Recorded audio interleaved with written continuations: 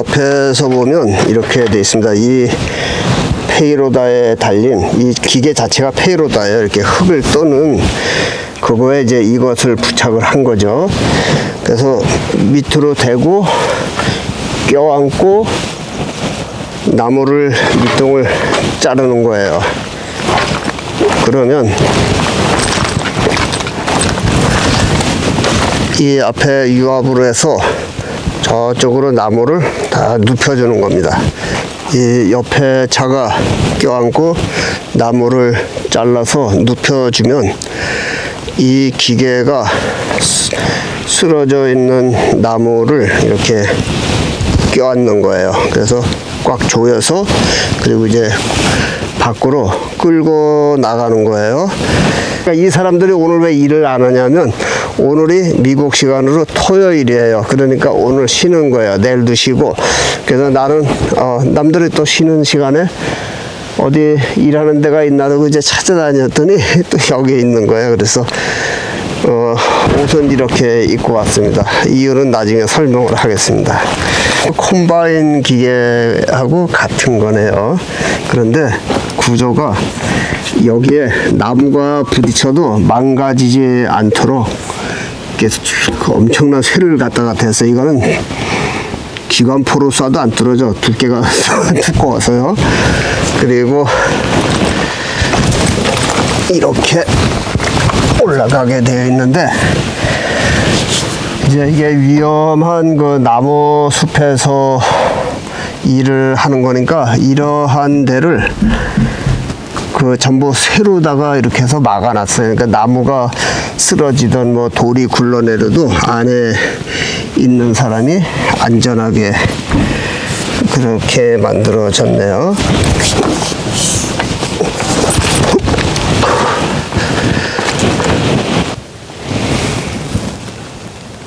이러한 그 나무를 벌채하고 다듬는 장비도 거의 다 존디어네요. 이 존디어 회사가 그 서부 개척 시대 후반기에서부터 기계 산업에 뛰어들었는데 미국의 중장비에 그러니까 영농 이런 임업에 사용하는 거의 한 90% 정도는 존디어예요.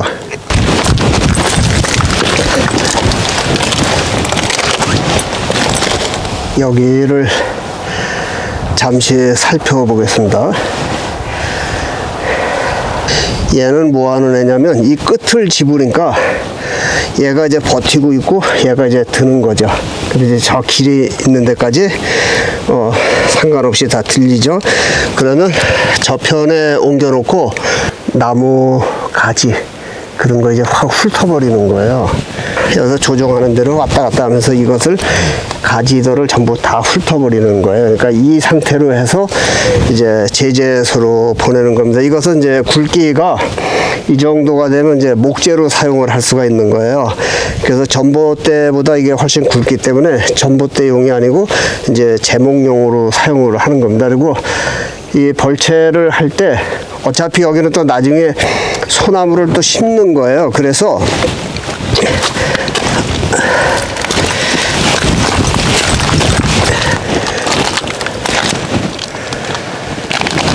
이제 저 뒤에 소나무를 차츰 이제 자르는데 이게 이제 여기는 한 50년 된 것을 자르는 거죠.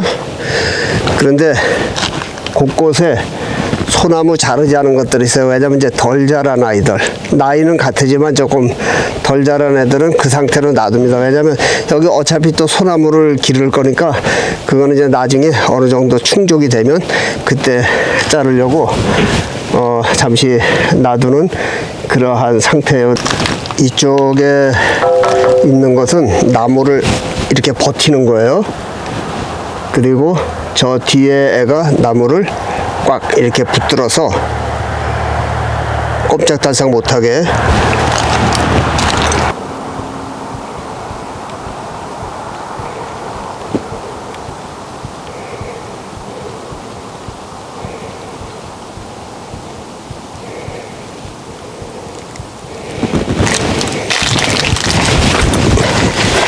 이 안에 이제 구조를 잠시 보고 그렇게 떠나도록 하겠습니다.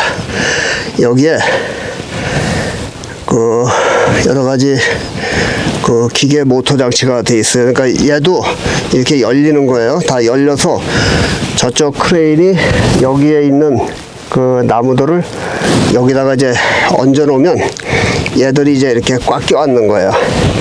껴안으면 오케이. 여기도 한번 봐야 되겠다. 저쪽에 그 톱니로 된 기계가 이렇게 왔다 갔다 하면서 이것을 계속 훑어줍니다. 그러면 여기에 체인소가 달려 있네요. 그래서 이 녀석이 이렇게 내려와서 그 길이만큼 이렇게 딱 자르는 거네요. 그래서 이게 다 훑어놓은 것은 또 저쪽으로 옮겨가는 건데, 이 자체가 이게 다 그 칼날이에요. 이거도 칼날이고 이거 저쪽 전부 칼날입니다. 그래서 조금 위험한데 오늘 아무도 일 안 하니까 난 좋네. 여기 내 맘대로 살펴볼 수가 있어서요. 딴 데 같으면 여기 또 뭐 허가 내야 되고 뭐 이 사람들한테 설명해야 되고 복잡한데 오늘은 베리 굿.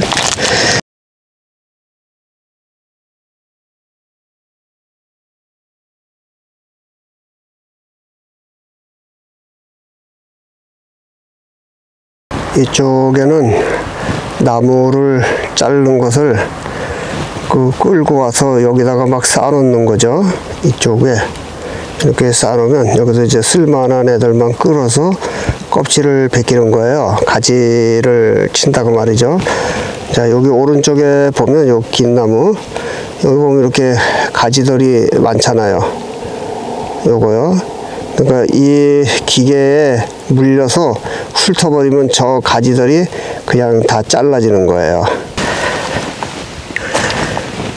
얘는 뭐 나이테를 이렇게 세워봤더니 그 한국에서 옛날에 그 김신조 그 무장공비 일당들이 넘어왔을 때 그때 이제 태어난 애예요.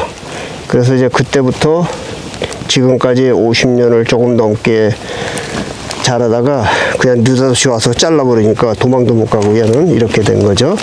그리고 이제 여기에 나이테를 보면 어린 시절에, 그러니까 한 10살까지는 잘 자라는 거죠.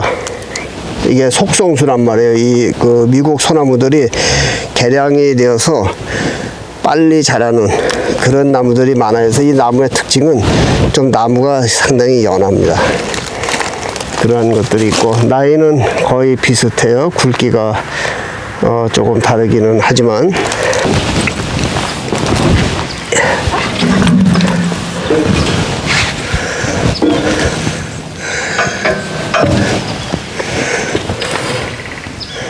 이 안에는 이제 조이스틱으로 움직이는 데입니다. 내가 그 미국에 그렇게 많이 돌아다녔어도 캐나다 로키 산맥에 있는 제재소만큼 큰 제재소를 본 적이 없어요. 나무를 계속 산에서 베어서 잘라내오고 하는데 그 제재소가요 거의 끝이 안 보여요. 거기는 이 원목만 이렇게 훑는 게 아니고 전부 나무를 이 각기목으로 전부 잘라서 그렇게 해서 이제 어디로 가는 건데, 그 쌓여 있는 나무가 톤수로 하면 수십만 수백만 톤 되는 그 정도 되면 끝이 안 보이니까요. 그걸 막 켜켜로 쌓아놨는데 재단한 거를. 그리고 거기는 이러한 나무를요, 이 정도 되는 나무를 한 번에 거의 한 100개 정도씩 이렇게 껴안아 가지고 가는 그러한 차들이 있어요. 중장비가 어마어마하죠. 하여튼 그러한 곳은 이제 점차적으로 나중에 순서대로 가겠습니다. 그래서 봄이나 한 5월 달쯤 되면 오레곤주에, 그리고 워싱턴주 그 시애틀이 있는 그쪽으로 다니면서 미국의 또 그 이 목재 산업에 대해서 현지에 그 일하는 현장에서 그분들의 이야기도 좀 들어보고 그렇게 하겠습니다. 근데 한국은 이 정책자들이 이게 가시적인 것, 눈에 금세 보이는 그러한 정책으로 남들에게 이렇게 자꾸 자신을 어필하려고 하고 또 치적을 자꾸 내세우려고 하는 이제 그런 것이 많단 말이에요. 그러니까 장기적인 플랜을 가지고 묵묵하게 이렇게 하는 정권들이 거의 별로 없어요. 그리고 특히 이제 그 한국이 지방자치제가 되니까 그 선거로 하는 그 선출직이니까 이 사람들이 그 시민들에게 자꾸 많은 것을 보여주려고 하다 보니까 그 졸속 행정들이 굉장히 많은 거거든요. 그래서 이 한국 사람들의 근시안적인 그러한 행정의 그 행태를 바꿔야 돼요. 그리고 국민들도 조급하면 안 됩니다. 롱텀 기간을 두고 그렇게 일을 할 수 있게 국민들이 그것을 만들어줘야 돼요. 당장 여기 어떻고 저기 어쩌고 사방 돌아다니면서 국민들이 그 투표권 있다고 해서 간섭을 해야 되면 그 사람들이 자꾸 갈팡질팡하고 긴 안목에 그러한 정책을 세우지를 못한다, 그러한 말씀이죠. 그래서 이러한 그 목재산업 적게는 30년, 70년씩 또 그 오레곤 같은 데 가면은요 막 150년 된 그러한 나무들 베어내는 그러한 곳이 있어요. 그러니까 그 150년 된 나무를 베어내는 곳은 다시 그 150년 후에 그 나무를 후세들이 베어서 쓸 수 있도록 하는 그러한 정책들이 잘 돼 있단 말이죠. 그래서 그러한 것을 내가 미국을 이야기할 때 이것을 자존심 상해하면 안 되는 거예요. 미국의 좋은 시스템들은 한국에서도 받아들여서 한국에 못 쓰는 잡나무들을 다 베어버리고 그곳에 쓸 수 있는, 제목으로 쓸 수 있는 그러한 나무들로 전부 그 빈 산에 그렇게 재배를 하면 후세들이 30년 후에 50년 후에 그것을 베어서 그 후세들이 사용을 할 수 있는 그러한 정책이 필요하다고 하는 것이죠. 한국의 그 고위공직자 그리고 각 부서의 그 담당자들이 해외 연수들 많이 가잖아요. 그러면 이러한 곳들을 다니면서 이러한 것을 살펴봐야 되는데 이것들이 그 보좌관들 시켜서 인터넷이나 뒤져서 그렇게 서치해서 그거 자료로 만들고 그리고 미국에 뭐 일주일 열흘 이렇게 연수 온다고 떼거지로 와서는요 상하원 의원 하나 만나서 그 사진이나 잔뜩 찍어 놓고 그리고 그 국무성에는 각 나라별로 그 과장이 있습니다. 그러니까 한국 담당 과장 그러한 사람 만나고 가는 거예요. 그리고 이제 요란하게 이제 선전해대고 교민사회 한 다니면서 사정해서 교민들 몇 명 불러 모아서 간담회하고 그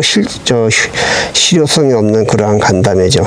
그리고 이제 한국에 돌아가서 이제 떠벌려대는 이제 그러한 그 사례들이 많단 말이에요. 그 술집이나 찾아다니려고.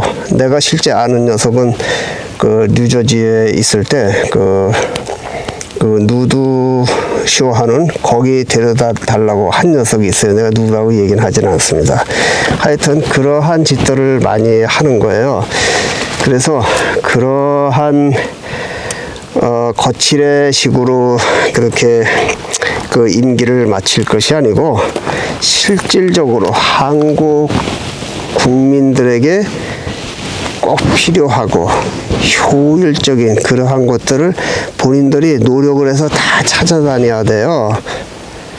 세상을 이렇게 저렇게 살다가 보니까 어떤 때 이렇게 한 번씩 뒤돌아보게 되잖아요. 아, 내가 뭐 하고 살아왔나 이렇게 돌아보게 되는데 그 중에서 항상 그 떠오르는 것이 내가 나이가 이제 점점 이 끝날에 가까워 가는구나 그 생각이 들 때가 있습니다. 왜냐하면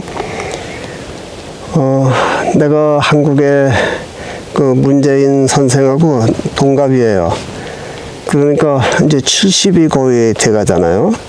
그래서 그러한 생각을 할 때, 야, 내가 이제 앞으로 얼마나 더 살아가겠는가 하는 이제 그러한 생각. 그리고 금전에 대한 욕심은 다 잃어버린 지가 오래됐습니다. 옛날에 그 맨하탄에서 제임스 주 모뉴먼트 회사 그 대표를 할 때, 2004년도 12월 달에 이제 그것을 그만두고 13년 동안 여행을 계속 다녔어요. 본격적으로 여행을 다닌 것이 2008년 1월 달서부터예요. 그러니까 이제 13년이 다 돼가죠. 그동안에 멕시코 자동차 여행, 캐나다 로키산맥 뭐 어마어마하게 다녔었어요. 등등. 그렇게 하면서 이제 여행을 하는 그 취미가 붙어서 기왕이면 여행을 하면서 남에게 유익한 여행을 하자. 그렇게 하고 이제 다니고 또 유튜브 영상에 그 인볼브해서 그렇게 자료들을 올려주고 공유를 하고 그렇게 하는 거예요. 떠나기 전에 저 사람이 갑자기 왜 오렌지 색깔의 모자와 옷을 입었을까 이렇게 이제 궁금해 하실 수가 있어서 잠시 설명을 하고 가겠습니다. 이 숲속에 사는 사람들은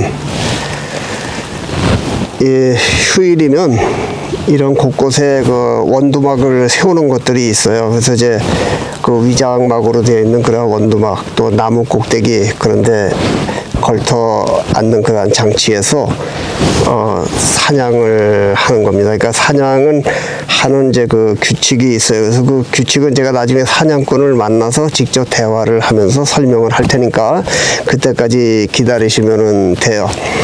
그래서 왜 이러한 모자와 옷을 입어야 되냐면 내가 이렇게 그 위장복을 입고 다니는 것은 국립공원은 그 사냥을 할 수 없는 구역이기 때문에 안전해요. 거기는 이제 야생동물들, 곰, 늑대, 뭐 그러한 마운틴 라이언 그렇게 이제 만나는 것이고, 그래서 개들과 만났을 때 자극을 주지 않기 위해서 내가 위장복을 입는 거예요. 그래서 같이 보고 있어도 그 아이들의 그 시각을 그렇게 크게 방해하지 않고 또 같이 다가가서 이렇게 이야기를 하기도 합니다. 저는 동물들하고 이야기를 잘 하거든요. 그래서 이 옷은 사냥꾼들에게 내가 사냥을 당하지 않기 위해서 안전하게 잘 눈에 띄는 그러한, 이게 미국의 그 규정으로 되어 있는 색이에요. 그러니까 노란색도 안 돼요. 이거는 오렌지색으로 누구나 다 잘 보일 수 있는 그러한 옷을 입고 숲속을 다니고, 사냥꾼들도 숲속을 걸어 다닐 때는 이렇게 다녀요. 그리고 위장에서 이제 짐승을 기다릴 때는 이걸 다 벗어도 감춰두고, 그리고 이제 위장복 차림으로 그대로 사냥을 하는 그러한 것입니다. 그래서 내가 나를 보호를 해야 되거든요.